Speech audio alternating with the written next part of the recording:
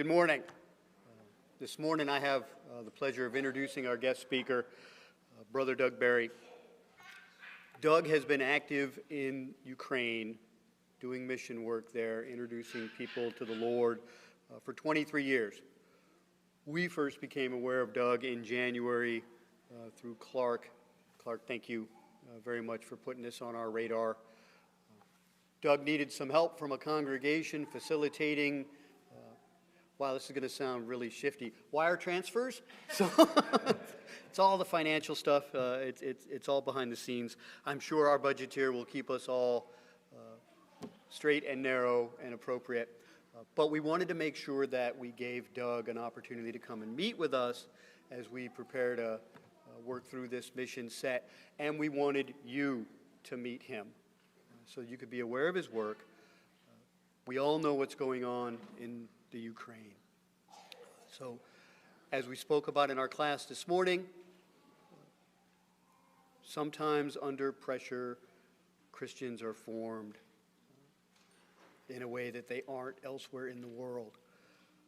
We're familiar with that through Philip's work in the Middle East, but we wanted to give Doug the opportunity to come and speak to you about his work there within that context and an overall context of the history of your mission, I'm sure. Doug, I don't want to steal any of your thunder. So that you were aware of who he was when we, the elders, talk at times about this work. And so, with that, without further ado, Doug, please. What'd you point at?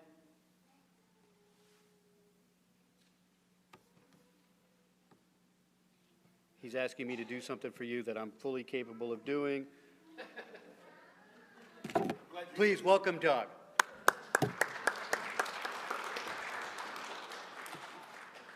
Well, I'm really thankful to be with you this morning. If I was in Texas, I would say I'd be glad to be with y'all, but we're not there. But I want to begin this morning by talking about a faith issue. To me, Ukraine is a faith issue, and God provided a faith issue for me as I was coming here yesterday. I came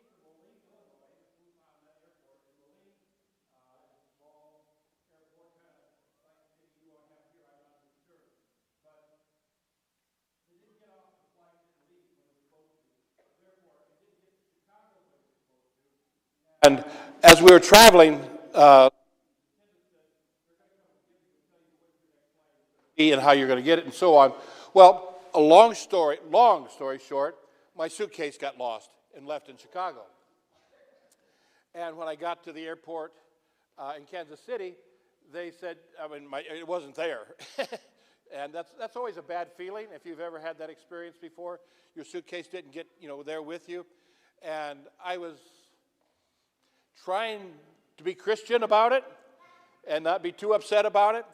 And so as I was dealing with that and working with that through, they went to the office and they told me that they would send it here to the hotel where I'm staying. And, well, as I was driving then I rented a car and was driving here, about before the first toll booth on 70, I got a message on my phone, which I shouldn't probably have been reading, but I did, and it said, your briefcase we found on the airplane. You see, on the small airplanes, they don't let you bring all those the roll-on bags, all of them on. And since I was the last one on the plane, because I was the last one on the plane. And so they took my bag, and I took out of my bag my briefcase with my computer in it, with the flash drive for today. And so I found that out as I was coming here, and I thought, man, what is going on here? Why is this happening? And so I finally talked to the lady that I had talked to about the luggage, and she said, okay, if it's okay with you, when your suitcase comes, we'll put your briefcase into your suitcase and send it to you. And it'll probably come to you about midnight. I got a call last night about 8:30 and said, your suitcase is here. Whoa, I'm going to fall off this thing. Whoa, I'm not used to that, excuse me. I did fall for that, by the way. You're supposed to get my humor. I fell for it? Okay. And I realized this morning in class, as we were talking about things in class, that if my suitcase had not been lost and I left my computer in my bag on the plane, I would have not have had my PowerPoint for today or my computer. God lost that bag for me so I could have my briefcase put in that bag and I would have it today. Amen. That's a faith issue, friends. Ukraine for me over the last 23 years has been a faith issue. When I first went to Ukraine in 2000, I went as a sponsor for 3 college girls from York College. And as I was going, before I went, as we were preparing to go, there was a mission committee that asked me to be a sponsor. And I thought, I didn't even know where Ukraine was at, okay? I honestly had to look on the map and find it out. And by the way, Ukrainians didn't like that I didn't know that. But anyway, and I went to Isaiah. I was reading Isaiah, and Isaiah chapter 6 came up, and it's, Isaiah, that's where Isaiah is before God, and God says, who are we going to send? And Isaiah said, here am I, send me. So it started like that for me, and I decided that God was speaking to me through Isaiah, and I accepted that message and that call, and so I went there and, get this, and we taught Bibles at a school number 11. Their schools are first grade through 11th grade. And after we'd been there for about 3 weeks, I was invited to come back by the director of the school, to come back to her school and teach Bible classes in her school as much as I wanted to. How many schools in the United States that are not private schools allow you to teach Bible in the schools? None. But God opened that door for us. And I decided to go full-time to the work in Ukraine. Well, it took me about 2 years to get there. And so the full-time work that I did in Ukraine was from 2002 to 2008. And from that one school, we expanded. There were about 35 schools in Kremenchuk, Ukraine, where we were at, that had these schools of 1st through 11th grade. And we ended up being able to teach in 7 of those schools and teach Bible to young people there in those schools. We had Bible clubs in our home. A Bible club was simply for us using the Bible to teach English and English to teach the Bible. It became one of our greatest tools. I mean, again, you don't know what you're doing so much. You think this is a good idea, but God used it and opened the door for us as we went about and did this. And between 2000 and 2010, therefore, we had Bible camps at Crimea. If you know what Crimea is, that's the first thing that Russia took in 2014.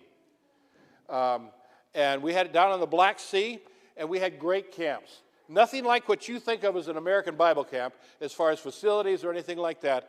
But during that period of time, well, the first year that I was in Ukraine, we had 1 baptism. The second year, we had 16. 11 of those baptisms happened at camp because we had been having Bible studies with young people every day. And so God really opened doors. We had 52 baptisms during that period of time with about a 90% retention rate while we were there and while we were working. In 2008, the law changed, and they didn't allow us no longer to be in the school systems. They no longer let us to come in and teach the Bible to all these young people that we had been doing. Matter of fact, we had been teaching also to college-age students and technical schools and universities as well. But God, and that's one of those points in my life where I became discouraged. And things changed and turned for me. And I decided that maybe I should go back to the U.S. And I did. In 2008, I came back to the United States. And so I was part-time, if you will, in Ukraine from 2009 to 2018.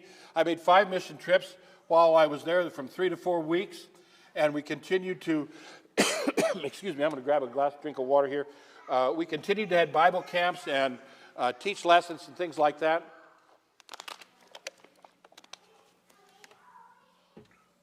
I guess you could say, no matter what Satan tried to do to discourage me, my heart was in Ukraine. And one of the things that I tried to do is I went back and, wonder what can you do in 3 to 4 weeks, but was to encourage. When Paul went to the different churches, remember what he did? He encouraged them. He taught them. He reminded them of their faith in God. Well, we had Bible camps until 2014, and of course I preached the word in the church where we were working out of. Well, in 2018, I decided that we needed to plant a new church in Kremenchuk. Kremenchuk was a city, and I'll show you on a map here in a little bit as we get into it, but a city of about 230,000 people, and there was one Church of Christ in that city. And so we felt that there was a real need there. Now, when I talk about these goals, they were goals to start with, but they became fulfilled as we carried out the Lord's work. There was a goal to plant a new Church of Christ there, and we did that. It started in my apartment, and finally we got a facility which we rented, and it turned out really well that we had that. The next goal was to hire a full-time Ukrainian preacher. From my experience in Ukraine before, I felt it was really very important that the people be able to hear the gospel message in their own language. Someone was telling me that they're good at languages. Yeah, and that's not me. I did study in Ukraine, in that part of Ukraine. It's in the east central part of Ukraine. Russian was the most spoken language. I mean, they had Ukrainian also, but Russian was the common spoken language in that part of Ukraine. And so I tried to learn Russian, and I could speak some Russian words to you. I could speak some Ukrainian words to you. I could sing a Ukrainian song, but I didn't learn it enough to teach with. You know what I mean? And so I usually had to use a translator when there wasn't just all English speakers in the room. But it just felt like it was really, really important. And we did that. And so Artur Levinko, and you're going to hear me talk more about Artur because he's still in Ukraine carrying out the Lord's work in our refugee work that we're doing now. But he came on in June of 2019, and again, it was a God thing. There were 3 good men that we came and had met with and talked to, but Artur, everyone that was in the congregation at that time said, we want Artur. And Arthur, Artur is the Ukrainian way of saying Arthur. And I have a real hard time Americanizing Ukrainian names. And so you can call him Arthur if you want, if that's easier for you, but he's always Artur to me. But he came on and started preaching with us. We started our English school, a Bible, again, like I had my Bible clubs before, Bible to teach English and English to teach the Bible. And we called it the Family English School. I've got 2 sweatshirts, and I didn't bring one with me. You know, the Family English School, a Family English School on the front of it. And it was very successful. I mean, we had anywhere from 40 to 60, sometimes 80 students a week coming through our English school to teach them about God. And they had good growth. The church had good growth, too. It's never as big as what you want. We grew to about 25 or so, and it was pretty steady between 20 and 25 people there. Of course, you know what happened in 2020, right? That wonderful word called COVID. And I had been in the United States because of my health. At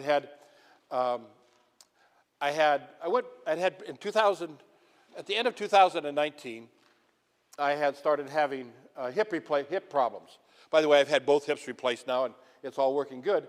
But I went back in December to say, okay, I'm going to get this done and get back to Ukraine. Well, there were other plans in store because the doctor said, you go see the heart doctor first. And I did, and they decided that they needed to put some stents in my heart. I didn't even realize problems, and so it ended up that I had 2 stents put in my heart, and they said, you got to wait 6 months for your hip replacement surgery. If you ever had bad hip problems, to wait another 6 months was a lot of fun. But so they gave me some shots that worked for a while. I went back to Ukraine, and I was in Washington State because that's where I had been preaching before. My oldest son and his family live in Washington. And if you know where COVID started, it started in Washington when that Chinese boat came back from China. And there were 26 cases, and everybody was panicking. Not just in there, but across the country. And so I decided that the easiest way to get back to Ukraine, and it was to fly down to Dallas where my oldest daughter lived and go. There was 1 case in Texas at that time, 1 case of COVID. And everybody, again, was doing the same thing, panicking. And so I flew to Frankfurt, Germany, and the airport was empty. I mean, basically there was no other people. I had the whole flight to myself, basically, not just to myself, but not very many people. And so COVID was something that, and when I got to Ukraine, there was one case in Ukraine. A lot more came to everybody than that, but I'm just saying, and already Ukraine was panicking. And so it was pretty much, we continued our school until June of that year, and then we closed that down too. But we did everything online. We had Zoom. Zoom became the famous word for everybody. But God provided, and we started back up again in 2021, and everything started going well. By June of 2021, in the fall of 2021, we were going really strong. But then Russia got in the way, and the war was coming on towards us. By December of 21, Russia was surrounded on basically three sides, east, north, and south, and with heavy armament, heavy war instruments, and over 200,000 soldiers, and who knows how many tanks. But you'd see pictures, of the graphics, and it was just, and everybody just, it wasn't a matter of if they were going to do it, it was when they were going to do it. And so I had to begin to make a plan. I wanted to stay. I'll just be honest with you right here now. We talked about it in our church and our family, church family, and I said, I'm not leaving, I'm going to stay here with you. And people started saying, no, you're not. You need to leave and go home, Doug. And then my kids got involved. I have 4 grown children, two sons and 2 daughters, and they began to say, Dad, you need to come home. And I became convinced. And so in February 2nd, I flew to Dallas, Texas. And then from Dallas, I spent a few days with my daughter there. Oh, you know why I spent a few days with my daughter before going on to Iowa with my other daughter? I got COVID. Everybody on the plane from Turkey to Miami had to be tested the day before with a negative test. And we got on that plane, and it was pretty much packed. And I blame somebody on that plane. Somebody got me. It wasn't a bad case, but I'm just saying. Oh, and I got, that day before I was going to go back after that surgery, that heart surgery, I got COVID. I felt great. And I went and got tested. It was negative. What? You're crazy. I don't have COVID. So and it was one of those times when you had to pay $200 for an instant test. And so I paid another $200 to prove them wrong, and they said, you got COVID. So twice at my oldest daughter's house, I blame her. No, I don't, not really. Matter of fact, they were great in helping me through it. So as we came back here, then the rest of what I'm going to be talking about today is about this war and what we're trying to do now. We have, as I was explaining to the elders yesterday afternoon, was that we have basically 2 accounts in our Ukrainian work. One is what has become called our work fund. And that's the fund that we have several churches and individuals that give to each month that help us be able to continue to do with our tour and my aiding him and the work that we're doing to continue our Ukrainian mission in Ukraine. It's totally different than what we were doing before. But our tour has become a tremendous point of contact, I guess you would say, in doing that. And here's, you look at Ukraine, and as I look at this Ukraine, I wish I'd put in Kiev, but if you see the river in the middle of the country where it says Kremenchuk, that's where Kremenchuk was, the city that I've worked all my life, all my Ukrainian life, excuse me, in. And Kharkov on the far upper right corner, that's where some of the most violent part of the war has taken place. Well, you follow the river up about 2/3 of the way up towards Belarus, and that's where Kiev is at. Kiev's the largest city, of course, in Ukraine. They had about 4 to 5 million people population in that area. And so this was Ukraine. You see Crimea on the bottom part by the Black Sea down there. That's where we had our Bible camps, in the southern part of that sea. And that's where it's where so much of our lives, so much Ukrainian lives was that. And then Russia came in 2014 and just, with their Navy and everything, just swooped it up in a couple days. And so many problems. That was before, and the war really started in 2014 when a lot of you see that kind of the darker purple there? That was the first area that Russia and their allies annexed. And then in 2024, then all of this began to take place. Now, Russia has sent, and I'm sure you've heard this news, and so I'm not going to spend a lot of time in talking about the war, but they have sent missiles all across Ukraine. The city that I lived in, one of the most awful part of it was that there's a mall right in the middle of the city, about 6 blocks from the church building, about a mile from where I lived, that a big cruise missile off of the Black Sea came and hit right in the middle of that building, where there was over 1,000 people in that building at that time. Obliterated it. And fortunately, not that many, there was a lot of people killed, a lot of people injured. Okay, this is the hard part for me. Sorry about that. Because it's very, very dear to my heart. But we've helped not only with refugees, but that we helped with the medical aid in Kremenchuk for the people that were burned. There was this tremendous burn problem. People burned so badly from this one attack. Now, Kremenchuk has had other attacks. They destroyed the oil refinery plant, which was the largest in Ukraine, north of the city. They've destroyed the heating and electrical systems throughout Ukraine, but in Kremenchuk they hit it bad. We thought that there's a big dam in Kremenchuk.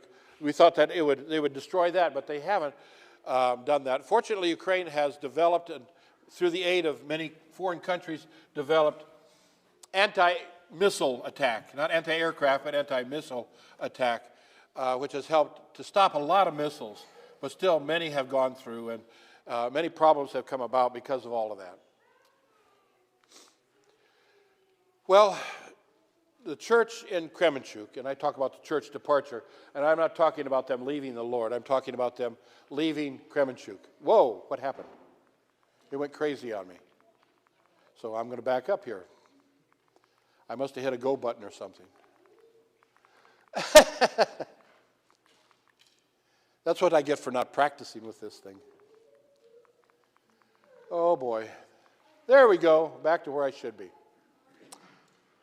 The church left, about 2/3 of the church left and went to western Ukraine, which was a much safer area since the war was not being fought there except by the missiles. But many people, many Christians went out of the country. Now, the husbands were not allowed to leave because they were required by the government to stay, and if they needed to fight the war, they would take them and they would fight the war. But husbands and wives, now if you had 3 kids, then the husband could go too. Don't ask me why 3 kids are more important than 2 kids. But anyway, we have right now we had 2 English teachers at our school. One is in Croatia, and one is in United States, in Oklahoma, with a family there, that some people that we had known, and she went there with her 2 kids. But there's people all throughout Europe. And so one of the things that we did is that to help Christian refugees coming to Lviv, which is the largest city in western Ukraine, and help them to get food and clothing. And a lot of people left as refugees throughout Ukraine, especially as it got worse, left without anything. Many times they came into and took into refugee camps and such in the country itself, barefooted, sometimes without coats and so on. And just in desperate situations. I'm afraid this thing's feels like it's coming apart here. And so we helped with that. Our work became twofold. The second part was that second account I was talking about, is our refugee work, our refugee account. We began to ask people to help, and people did. I didn't know how we were going to raise money to help people and how much we could raise. Well, God has really blessed us through all of that. The third area was to help Christians in war areas, and that means in eastern Ukraine, war areas in eastern Ukraine. Because if you look at maps, if you've seen pictures, and if you're interested in following any of this stuff at all, you probably have. The cities, many have been leveled and destroyed, and it's been just a really sad situation. Our theme has become this scripture right here from Galatians.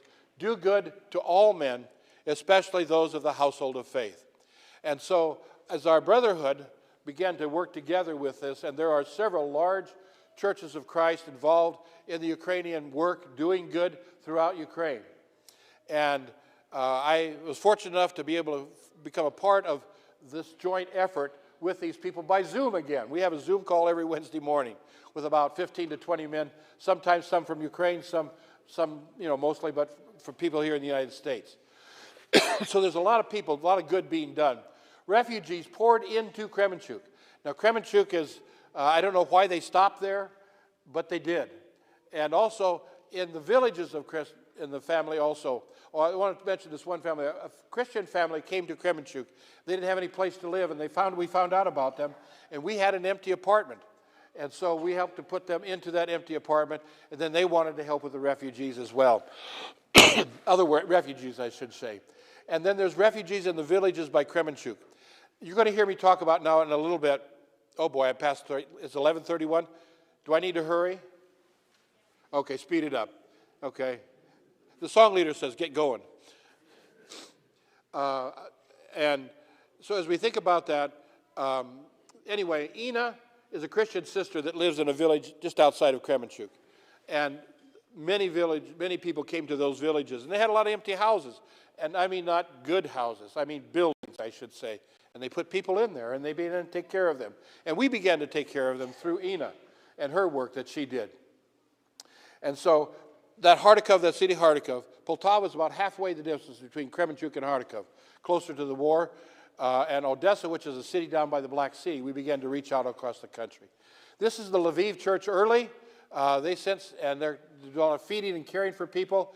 That church has just expanded because Christian refugees have come into 3 cities throughout western Ukraine, and those churches have grown.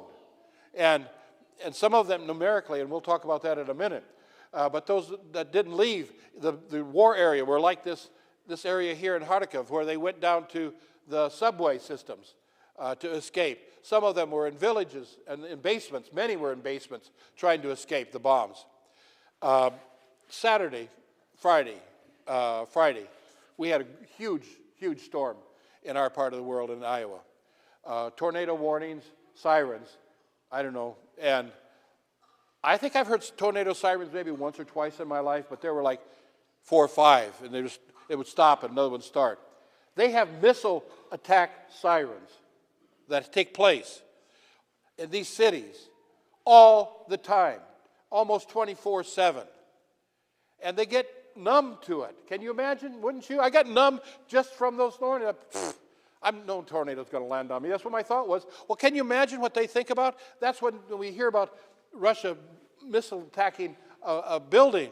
I mean, and civilian casualties, because the people said, I'm not going to the basement again, when they should have. But you can't tell people that. This is just some pictures of how we done this. This picture of one girl in the hospital with these bags and everything always got to my heart. What are we doing to help? This is our tour again. He has become our focal point of our distribution point. I send money to him that has been given to us, and he buys food, he buys clothes, he buys supplies, distributes them to churches, distributes them to the needy, distributes them to Ina. That's blankets that were done, just some different people. The lady in the top picture here, that's the first picture you'll see of Ina. She's the one in the village. That next picture is their gymnasium in that small village, full of things that have been bought and given to give to people. Poltava, to Kharkiv. Poltava, again, is a growing refugee center. I don't know why Russia has never sent one missile to Poltava.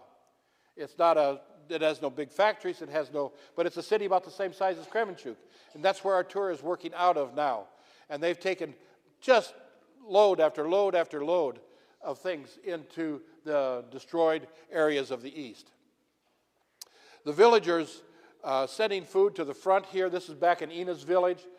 It was not just us. It was not just Americans, but Ukrainians began to give everything that they had to help the people that were there, help the soldiers and such to be taken care of. A load of chickens. These are trench candles, which we helped to build. Trench candles are a can with cardboard boxes in them with paraffin pulled over the top of them. And they can, so many places in that part of the world, as well as the trenches of warfare, have no electricity. They have no heat.